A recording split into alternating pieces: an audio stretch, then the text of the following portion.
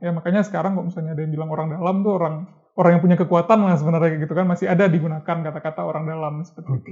Ya, dan ada ritual-ritual pensucian nanti di dalam taman. Sultan seperti pernah membuat coretan di daerah sini.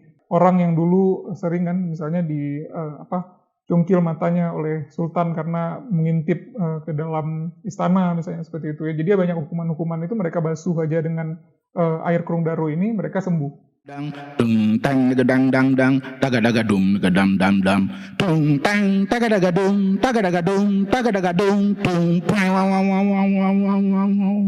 Pro Justisia. Halo semuanya, selamat datang kembali di podcast Pro Justisia. Kali ini kita di segmen Free Voice, di mana kita mengundang kawan-kawan dan peneliti dosen dari bidang yang lain-lain. Kalau selama ini kita di politik dan hukum, tapi di segmen Free Voice kita mengundang banyak peneliti dari bidang-bidang lain gitu. Nah, di samping saya kali ini sudah ada Pak Noval. Saya biasa memanggil Pak Noval karena beliau adalah juga dosen pembimbing saya ketika itu. Selamat datang Pak, apa kabar? Baik, alhamdulillah ya. Terima kasih juga sudah mengundang dari podcast Pro Justisia.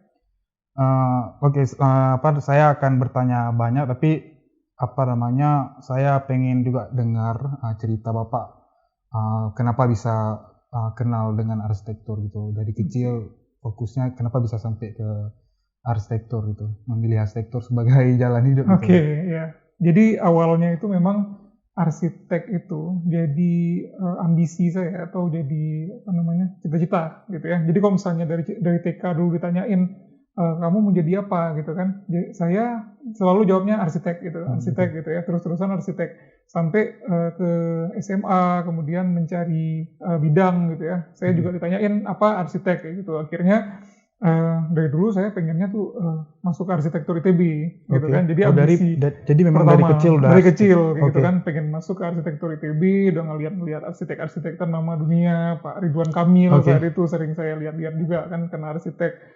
Jadi udah menjadi kayak ambisi ya gitu, pengennya seperti itu. Nah kemudian pas SMA gitu ya, pilih jurusan arsitektur, dan kebetulan memang ada undangan dari UI kayak gitu ya. Jadi akhirnya saya masuk ke dunia arsitektur, itulah pertemuan awal kira-kira dengan dunia arsitektur kayak gitu. Jadi sekarang kenapa tidak jadi arsitek tuh? Sekarang jadinya pengajar. Ya, pengajar arsitek. Pengajar. Nah, memang kebanyakan dari di dunia arsitek itu saya meneliti kayak gitu ya. Jadi sebelumnya memang di UI ini ada critical thinking ya. Jadi kayak ditekankan pemikiran-pemikiran terkait dengan arsitektur. Nah, di sana dibandingkan dengan desain, saya lebih tertarik kepada pemikiran-pemikiran ini kayak gitu ya. Nah, lama-kelamaan saya melihat kayaknya saya lebih cocok menjadi pengajar atau peneliti kayak gitu. Memang saya pertama sekali ya lebih sukanya meneliti tentang arsitektur, fenomena arsitektur seperti apa gitu kan. Lihat-lihat sana, lihat-lihat sini. Oh, ini kayaknya menarik kayak gitu kan. Nah, memang dari semester 3 sampai semester 7 saya ikut kelas desain juga, dan alhamdulillah cukup bagus dapat nilai di situ. Cuman di skripsi saya justru memilih sejarah arsitektur, yang mana itu teori, sangat teori sekali. Akhirnya saya masuk ke dunia teori dan sekarang jadi pengajar di bidang itu. Kenapa tertarik dengan menulis arsitektur? Saya bukan menulis arsitektur kan, kalau saya lihat kerja-kerja Bapak itu, dan saya juga cukup banyak terinspirasi dari Bapak karena semua mahasiswa itu ketika lulus dia akan berpikir jadi arsitek. Padahal banyak profesi yang bisa dikerjakan dari arsitek, seperti kurator, jadi kurator di museum. Kebanyakan tuh kurator-kurator yang favorit saya itu latar belakangnya arsitek gitu. Nah, kenapa Bapak bisa tertarik dengan itu? Ini mungkin bisa menginspirasi kawan-kawan mahasiswa arsitektur. Jangan berpikir untuk jadi buka biro ya segala macam itu. Ada profesi lain yang bisa digelut dari arsitektur. Jadi dulu pas kami di awal arsitektur pasti ada pengantar arsitektur. Nah, di pengantar arsitektur itu masuk beberapa profesor-profesor. Kalau di UI dulu kan ada Profesor Gunawan, saya ingat Gunawan Cahyono, kemudian ada beberapa profesor yang lain. Nah, Profesor Gunawan pernah tanya ke saya gitu, pernah ngomong lah ke dalam kelas ya gitu kan, kalian setelah ini mau jadi apa gitu ya? Ya anak-anak jawabnya arsitek kayak gitu. Nah kemudian akhirnya dia membuka lagi wawasan bahwa sebenarnya di arsitektur ini nggak cuman itu kayak gitu ya. Bahkan di kelas sejarah arsitektur dulu ada dosen saya namanya Pak Nanda, beliau bilang jadi arsitek itu bukan satu-satunya lah yang tujuan kalian setelah ini, banyak sekali bidang-bidang lain, misalnya kayak penulis arsitektur kayak gitu ya.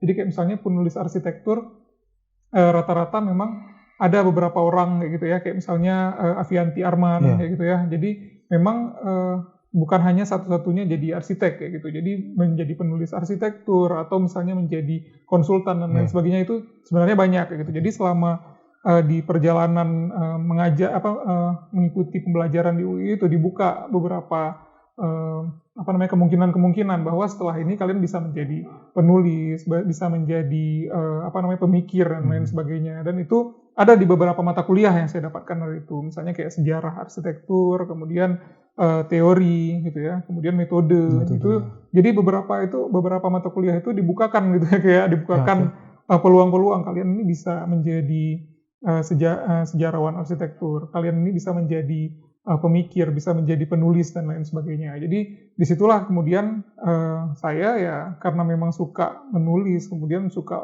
memikirkan sesuatu, saya melihat ini menjadi peluang mungkin untuk saya kayak gitu ya, untuk menjadi pengajar di bidang arsitektur seperti itu. Oke Pak, saya juga melihat saya tahu di biografi Bapak itu kuliah masternya di Melbourne, di Australia. Di Australia.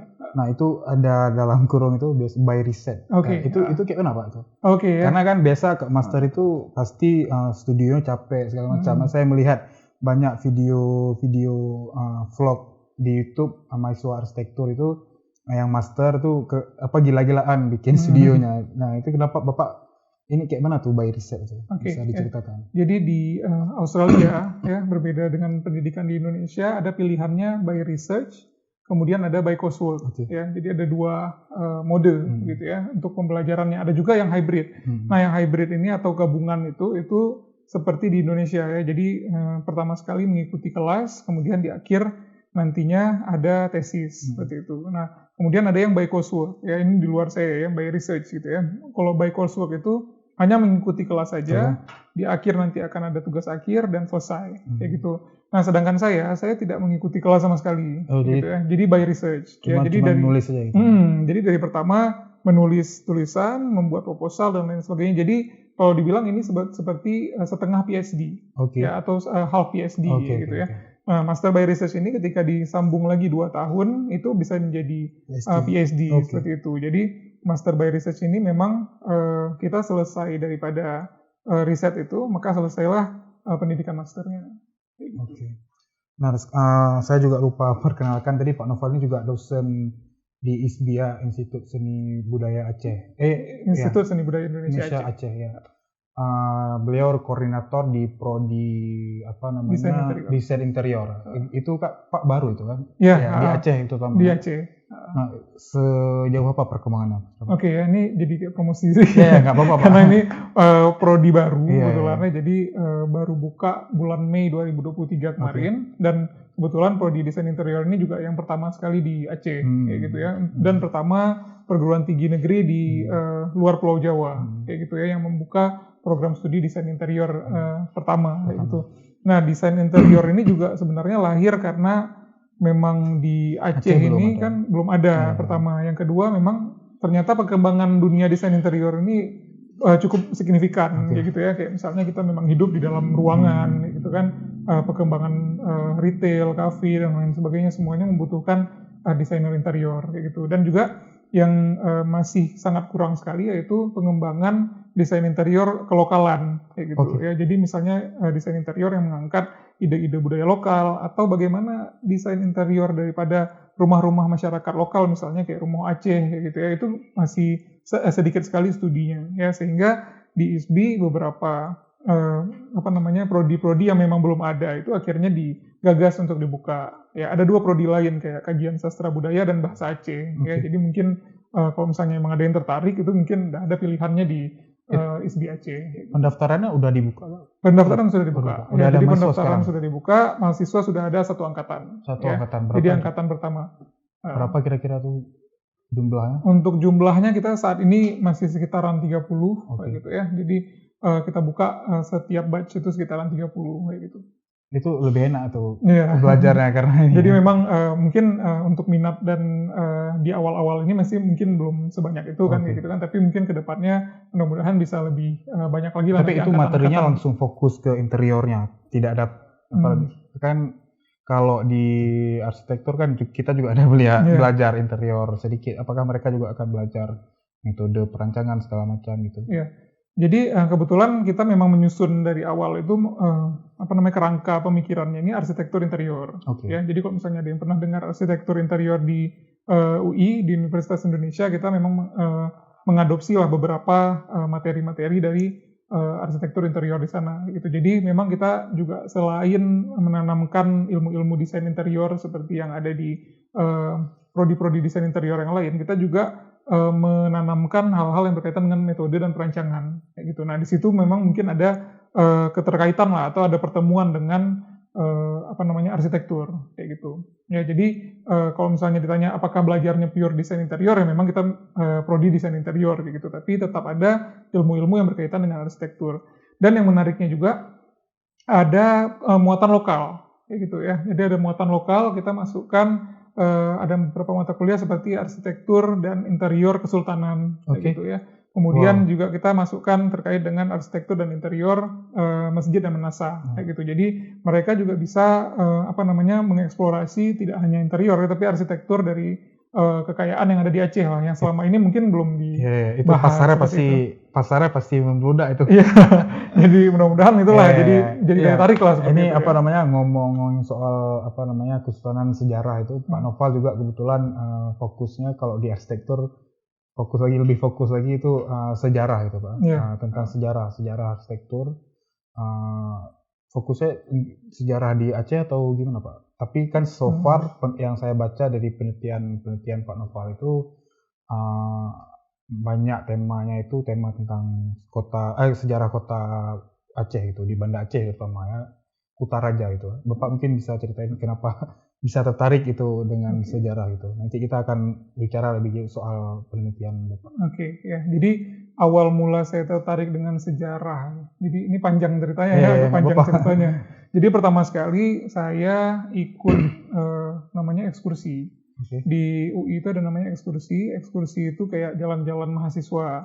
Awalnya jalan-jalan mahasiswa ini pertama sekali ke mall, ya, kemudian ke airport. Jadi ke bangunan-bangunan yang megah lah di tengah kota gitu. Lama-kelamaan ekskursi ini bergeser gitu ya, dari senior-senior saya sebelumnya bergeser ke masyarakat adat gitu. Jadi ke masyarakat adat melihat bagaimana masyarakat adat bertinggal ya. Jadi rumah-rumah vernakular lah kalau dibilang rumah-rumah tradisional gitu ya. Nah, kemudian saya ikut di tahun 2014 ya di tim ekskursi arsitektur UI 2014 ke Jambi, dan di situ mendapatkan bimbingan dari Prof. Kemas saat itu. Prof. Kemas ini kebetulan di bidang sejarah dan teori, gitu kan.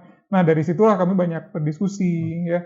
Kemudian saat pemilihan skripsi, saya juga teringat zaman-zaman kecil dulu, gitu. Saya tertarik sekali dengan bangunan putih yang kok misalnya saya lihat lewat di Setui, gitu kan. Kemudian lewat ke daerah Nesu. Saya suka dengan bangunan-bangunan putih itu, ya. Nama orang bilang Gunungan. Sebelahnya saya nggak tahu apa namanya gitu ya. Kemudian di sebelahnya sini ada Pintokop. Nah, saya pengen tahu ini sebenarnya apa sih bangunan-bangunan ini kayak gitu kan.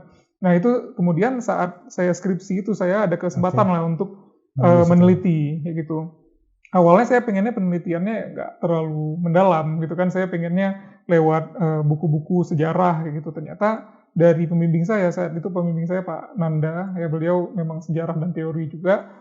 Beliau suruh kamu harus kembali ke Aceh gitu kan. Wah, saya harus kembali ternyata. Saya pikir dengan mengambil topik itu yang sudah banyak yang studi, bisa saya nggak perlu studi pustaka dari aja pustaka gitu kan. Saya pikir pustakanya sudah banyak di UI gitu kan. Kamu harus balik ternyata, kamu harus mengalami ruangnya langsung. Nah, saat saya ke sana, lama-kelamaan kok kayaknya ketagihan gitu. Saya suka nih ya, saya melihat ini. Kemudian saya pengen tahu juga bagaimana kerangka perkotaan kesultanan gitu kan, sampai ke sejarah-sejarah yang lainnya gitu. Jadi dari awal itu ya, dari titik awal itu kemudian saya mencari lagi beberapa hal-hal yang lain ya, terutama kayak buku-bukunya Denis Lombard kayak gitu kan. Seperti misalnya Kerajaan Aceh zaman Iskandar Muda ya, saya rasa di sini juga ada bukunya. Kemudian ada beberapa buku-buku yang lain, kemudian saya teliti lebih lanjut lah ya, saya dalamin, ternyata banyak sekali ya, bahkan seperti saya kayak nggak habis-habisnya lah gitu ya untuk mencari. Makanya penelitian S2 Bapak masternya itu juga tentang Kota Banda Aceh. Iya, betul. Nah itu agak unik juga Pak, saya bacanya itu menarik karena seperti menginvestigasi, merekonstruksi kota itu dari peta itu. Bapak kayak membandingkan peta, kemudian mencoba merekonstruksi ulang kota Banda Aceh itu dari peta-peta penjelajah itu. Apakah kayak itu Pak? Saya belum baca habis. Ya, mungkin nanti mungkin saya cerita sedikit lah ya. Awalnya sekali saya mau meneliti tentang perkotaan seperti yang Adli katakan tadi ya. Jadi saya mau melihat morfologi kota. Nah ternyata lama-kelamaan yang saya lihat di situ adalah sepertinya ada motivasi di balik daripada peta-peta ini, kayak gitu. Itu yang saya ingin teliti saat itu kan. Jadi saya ingin mengetahui bagaimana sih sebenarnya motivasi mereka untuk membuat peta-peta itu pada masa itu. Ya, sebenarnya saya ingin men-challenge teori daripada sejarawan-sejarawan seperti misalnya Denis Lombard atau misalnya Senoku Gronje, gitu kan. Mereka men-challenge bahwa hikayat atau naskah-naskah lokal seperti itu, kayak misalnya Bustanus Salatin, kayak gitu, itu harus berhati-hati kata mereka digunakannya. Kenapa? Karena banyak sekali mitos ya. Jadi daripada fakta kayak gitu. Yang saya sih ingin men-challenge, ternyata di dalam peta-peta tersebut ya itu juga ada mitologi. Dalam artian hal-hal yang disampaikan di sana belum tentu fakta. Misalnya kenapa? Dalam peta itu yang dibuat oleh orang-orang asing. Ya, misalnya hari ini kita melihat peta di Kota Banda Aceh atau peta-peta dunia ya, pasti ada satelit dari Google. Gitu ya. Tapi pada masa itu kan belum ada seperti itu. Nah, kemudian juga penjelajah-penjelajah yang membuat peta atau kartografer yang membuat peta saat itu, mereka juga tidak betul-betul datang ke Aceh, ya. Sehingga mereka membuat itu dari informasi-informasi informan yang lainnya, ya. Sehingga dengan transfer knowledge seperti ini ya, atau transfer pengetahuan seperti ini, itu banyak sekali kayak imajinasi, ya. Kemudian mitos-mitos ya, cerita-cerita dan lain sebagainya yang mereka kumpulkan di dalam satu gambar ya. Itu yang sebenarnya ingin saya kemukakan kayak gitu, bahwa dari Bustanus Salatin atau dari hikayat-hikayat ini dan dari sumber-sumber barat itu sebenarnya sama-sama ada kelemahan, sama-sama ada mitos ya. Sama-sama ada mitos atau sama-sama ada imajinasi di dalamnya ya, sama-sama ada motivasi. Misalnya saya katakan kalau motivasi dari orang baratnya itu apa Pak? Ya, rata-rata memang motivasi dari mereka adalah untuk melawan Aceh saat itu ya. Bagaimana membuat Aceh itu tampak lemah misalnya kayak seperti Snok itu. Lah, nah, seperti Snok misalnya. Tapi yang menarik juga ternyata peta-peta Portugis dan peta-peta Belanda yang saat itu menggambarkan Aceh justru menggambarkan kemegahan ya. Seperti misalnya di dalam tesis saya kemukakan tentang ekonomi ya. Mereka mengecat warna emas ya. Itu sebenarnya simple ya, cuma cat warna emas. Tapi dengan dia mengecat warna emas, orang akan berpikiran, oh ternyata emas itu abundance ya, banyak sekali di Aceh saat itu ya, sampai kapalnya dicat emas juga ya gitu ya. Nah ternyata dengan pewarnaan itu menggambarkan Aceh itu sangat makmur kayak gitu ya. Belum lagi perbentengan yang digambarkan di mana-mana gitu ya. Itu kan sebenarnya kita bisa pahami bahwa oh ternyata Aceh sulit ditaklukkan ya, masuk aja sulit ya gitu ya, apalagi kita harus berperang dengan mereka kayak gitu. Jadi yang saya ingin kemukakan di sana adalah bagaimana si baik daripada hikayat gitu ya maupun sumber-sumber daripada barat ya itu sama-sama mempunyai kelemahan dan juga kelebihan gitu ya. Jadi untuk menstudi sejarah Aceh kita harus melihat dan membandingkan keduanya seperti itu. Oke, menarik. Nah itu apa namanya Pak? Seberapa banyak yang tersisa itu? Kalau dari peta yang Bapak lihat sekarang tuh berapa banyak yang tersisa punya kerajaan dulu tuh di Kota Banda Aceh itu? Ya, ada beberapa peta, misalnya peta Florence misalnya ya. Peta Florence itu sangat unik karena memang abad ke-17 ya, itu peta itu dibuat dan itu saat masa Sultanah ya. Jadi setelah Sultan Iskandar Thani dan saat masa Sultanah Safiatuddin. Nah, pada peta itu kita masih bisa melihat beberapa titik, misalnya Masjid Raya Baitur Rahman ya. Di dalam peta itu terlihat. beberapa masjid yang lainnya terlihat, tapi memang kita tidak bisa lagi melihat bentuk masjidnya seperti itu, ya, karena memang masjidnya masih yang seperti Masjid Indrapuri ya, masih atap-atap tingkat seperti itu, dan itu banyak sekali. Jadi dalam peta-peta ini sebenarnya kita saat ini ya nggak bisa melihat lagi ya kerangka kota yang sangat jelas, tapi yang bisa kita lihat adalah aliran sungai. Ya. Jadi aliran sungai yang masih sangat terlihat itu aliran sungai Krung Aceh, ya, itu yang masih sangat terlihat. Kemudian channel lama, ya, kalau misalnya orang-orang bilang old channel, ya, itu adalah tempat masuk kapal dari Ulele itu. Ya, jadi itu adalah aliran sungai lama yang kemudian sudah berbelok ke arah Ulele sana. Ya. Nah, juga di beberapa peta yang lain bisa dilihat Kurung Daroy, ya. Itu Kurung Daroy kan baru, ya, baru dibuat abad ke-17, ya, gitu ya. Itu ada juga beberapa. Nah, fitur-fitur alam ini yang bisa dilihat atau dibandingkan ya, dengan peta ya, selebihnya mungkin posisi-posisinya itu bisa digambarkan lah ya, misalnya seperti Pak Kamal Arif ya, dia membuat ragam citra kota gitu kan. Beliau juga membandingkan sebenarnya antara peta abad ke-17 dengan kondisi saat ini ya. Beliau membandingkannya dengan mensuperimpose dari sungai itu ya, jadi sungai itu disesuaikan, kemudian bagaimana posisi-posisi dari dalam ya istana kerajaan ya, karena kita juga sulit sekali mengetahui kerangka kota Banda Aceh itu karena memang istana dalam sudah tidak ada lagi ya. Sebagaimana kita ketahui kan saat Belanda masuk ke Aceh ya, itu pertama sekali dihancurkan adalah dalam Darudunia gitu ya, baru kemudian struktur-struktur yang lainnya dihancurkan juga, benteng-benteng ya, paling yang ditinggalkan itu ya seperti gunungan, kandang ya, dan kita juga nggak tahu kenapa struktur-struktur ini ditinggalkan seperti itu. Jadi untuk peta-peta tadi sebenarnya sangat kecil sekali yang bisa kita lihat, kecuali peta Belanda yang paling terakhir sebelum Belanda menghancurkan Darudunia, ya kita bisa melihat beberapa. Itu letaknya di mana Pak? Kalau posisi di kota Banda Aceh sekarang, letak Darudunia itu di mana? Darudunia itu kalau misalnya kita sekarang gariskan, ya itu tepat di daerah Kurung Daroy. Jadi Kurung Daroy, ya kemudian ada sekarang Museum Aceh gitu ya. Nah, kemudian istana rajanya itu posisinya memang tepat di Pendopo Gubernur. Jadi Pendopo Gubernur itu merupakan bekas istana. Ya, jadi kira-kira dalam Darudunia itu ada posisinya di sana, dan Nesu itu semuanya memang di daerah dalam seperti itu. Ya, jadi istana atau keraton dulu nggak pernah dipakai di Aceh ya, selalu pakainya dalam. Ya, makanya sekarang kalau misalnya ada yang bilang orang dalam tuh orang yang punya kekuatan lah sebenarnya gitu kan, masih ada digunakan kata-kata orang dalam seperti itu. Tapi Pak, saya baca di kalau nggak salah di penelitian Bapak juga itu yang Lost Garden itu, Bapak tulis di situ kalau nggak salah kerajaan itu sudah hancur sebelum Belanda datang. Itu kayak mana tuh? Jadi apa internalnya atau fisiknya itu? Sebenarnya di Lost Garden itu tamannya yang hilang ya, atau tamannya yang sudah hancur sebelum Belanda datang, kayak gitu ya. Sebelum Belanda datang kan sebenarnya pas Belanda datang dia menaklukkan Aceh, kemudian dia menghancurkan Masjid Raya Batur Rahman, kemudian dia hancurkan dalam Darudunia, kayak gitu. Tapi si taman ini sendiri sepertinya sudah tiada gitu ya, sudah nggak ada lagi. Kenapa? Ada beberapa. Itu taman apa Pak? Taman Gairah. Taman Gairah. Ya, jadi Taman Gairah itu kan yang dibangun pada masa Sultan Iskandar Thani. Kemudian untuk warga khusus untuk warga di dalam istana itu ya. Jadi taman ini bukan taman untuk warga bersenang-senang ya, warga kota ya, tapi khusus untuk warga yang ada di dalam istana gitu ya.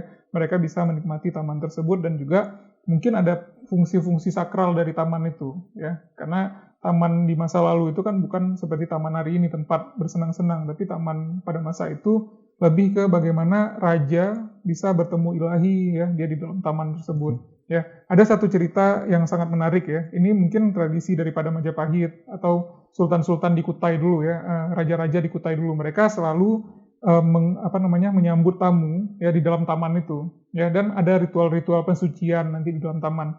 Makanya di dalam taman ini perlu ada elemen air ya, yang di Aceh ini kan didatangkan Kurung Daroy ya, dialirkan Kurung Daroy ke sana gitu ya, karena Kurung Daroy ini kan buatan gitu ya, dialirkan, dibelokkan di daerah Gece sini ya, dibelokkan ke daerah Kurung Aceh gitu ya. Jadi didatangkan ke dalam taman tersebut aliran air ya, dan aliran air ini memang datangnya dari Matai ya. Jadi di tahun 1637 itu saat Iskandar Muda berkuasa, dia bangun si sungai kolam ya, itu. 1614 ya. Jadi 1614 dia bangunlah kanal ini ya, dialirkan ke Kerung Aceh kayak gitu. Ya sampai hari ini Geci kan masih dipakai ya, daerah tempat pembelokannya. Ya kok misalnya kita lihat di bahasa Aceh kan Ciu itu kan coret ya. Jadi Sultan seperti pernah membuat coretan di daerah sini. Ya di mana di belakang masjid Kupiah Meketok itu masih ada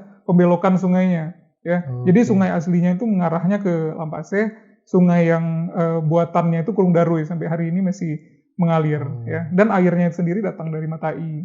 Ya airnya ini kalau dari cerita-cerita penjelajah ya itu penuh dengan kebaikan ya. Misalnya kayak orang yang dulu sering kan misalnya cungkil matanya oleh Sultan karena mengintip ke dalam istana misalnya seperti itu ya. Jadi banyak hukuman-hukuman itu mereka basuh aja dengan air Kerung Darui ini, mereka sembuh seperti itu ya. Jadi kenapa Sultan akhirnya membelokkan ini juga sebenarnya salah satu cara ya, karena beliau pengen si sungai ini tuh ada di dalam kota seperti itu.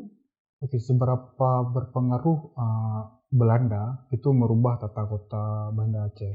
Karena menurut saya ini kan kota Banda Aceh ini sangat saya merasa ini kayak kota militer gitu.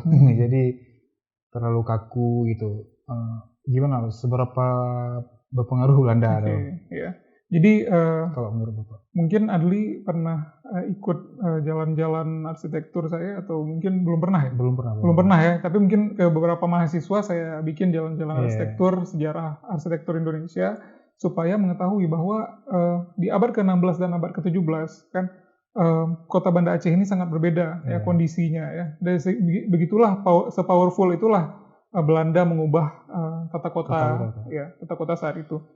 Di tengah-tengah kota dulunya ada Dalam Darudunia ya. Kemudian di depan Dalam Darudunia, tepatnya di daerah tiang-tiang pancang Hotel Aceh ya, itu ada gerbang besar.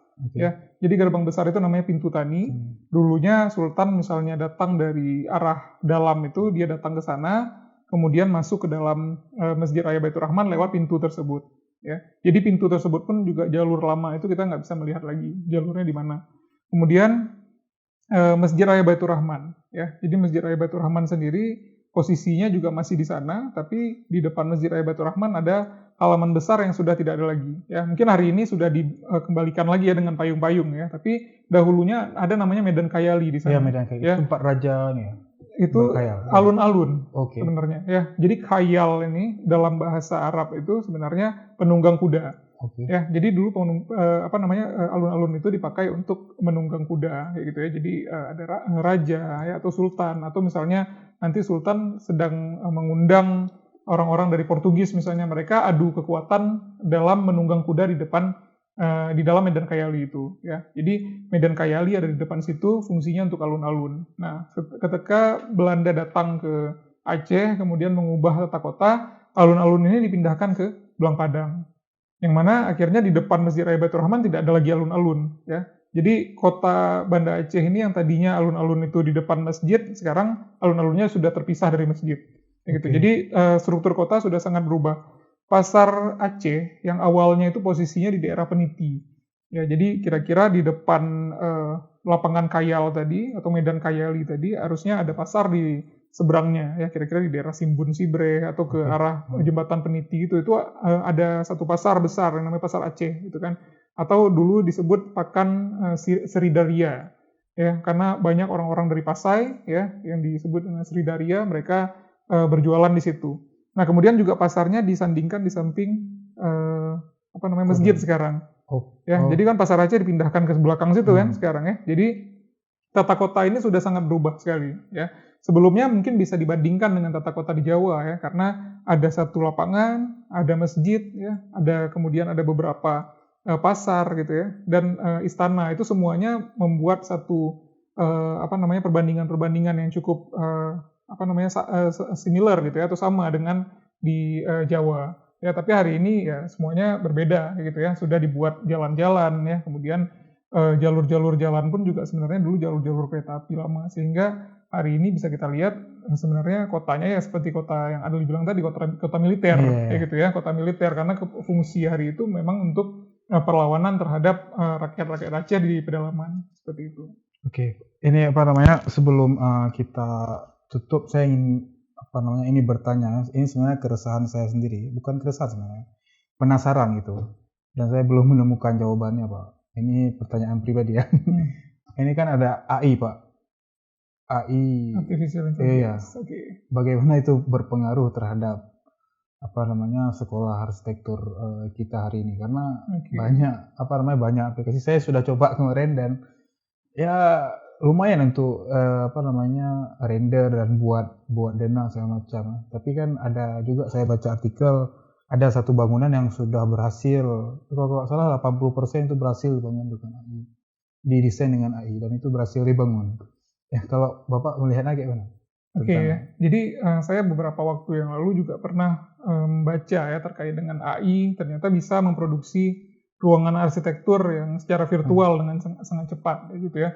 Menurut saya memang AI ini bukan sesuatu yang harus menjadi ancaman. Kalau menurut saya pribadi ya, karena kenapa? Jadi produksi arsitektur itu bisa lebih cepat. Ya. Tapi dalam artian AI ini harus juga digunakan dengan memahami konteks. Ya. Ada salah satu contoh ya, mungkin sering juga muncul di beberapa reels orang-orang yang menggunakan AI gitu kan. Nah, ternyata ketika kita tidak memasukkan konteks ke dalam AI itu, ya kita tidak paham konteksnya, itu bisa saja nanti misalnya peletakan bunga misalnya gitu kan. Nah, bunga itu bisa saja nanti terletak menjadi kayak bagian daripada lantai ya. Jadi dia bukan ada di atas meja seperti itu. Jadi ada hal-hal yang memang harus kita pikirkan juga gitu. Jadi saya pernah melihat beberapa hasil AI yang ternyata salah gitu ya, AI yang membuat ruang gitu ya, akhirnya salah. Kenapa? Karena tidak dimasukkan konteks, atau arsitek yang menggunakannya itu tidak menggunakan atau tidak paham konteks gitu. Jadi misalnya peletakan yang di sebelah mana gitu ya. Jadi sebenarnya di dalam arsitektur ini masih tetap dibutuhkan gitu ya, pemahaman terhadap konteks, pemahaman terhadap keruangan ya. Seperti misalnya kita sedang di dalam ruangan seperti ini ya gitu ya. Kita kan memahami ya, oh ternyata ada udara gitu ya. Kemudian ada pencahayaan dan lain sebagainya. Itu sebenarnya hal-hal yang AI mungkin bisa saja salah kayak gitu ya, karena kita masih punya feelings ya, kita masih punya penginderaan kita gitu ya. AI mungkin belum punya gitu ya, belum kurangnya bisa. Itu AI cuman soal rasa gitu ya. Jadi perasaan atau penginderaan itu masih memang sangat dibutuhkan, dan kita sebagai arsitek ya harus bisa memahami lah konteks-konteks hal-hal seperti itu. Dan perkembangan AI saat ini ya bukan ancaman justru menurut saya. Jadi harus bisa kita gunakanlah dengan sebaik mungkin untuk mempercepat lah hasil daripada produksi ruang. Kalau dari saya seperti itu. Oke, menarik sekali kita bicara soal masa lalu dan sedikit masa depan gitu. Terima kasih teman-teman yang udah nonton, para penonton. Jangan lupa follow sosial media kami di podcast Pro Justisia, dan juga jangan lupa subscribe YouTube-nya. Sampai jumpa di lain waktu. Dang dung tang dang dang dang daga daga dum dam dam dam tung tang daga daga dum tung Pro Justisia.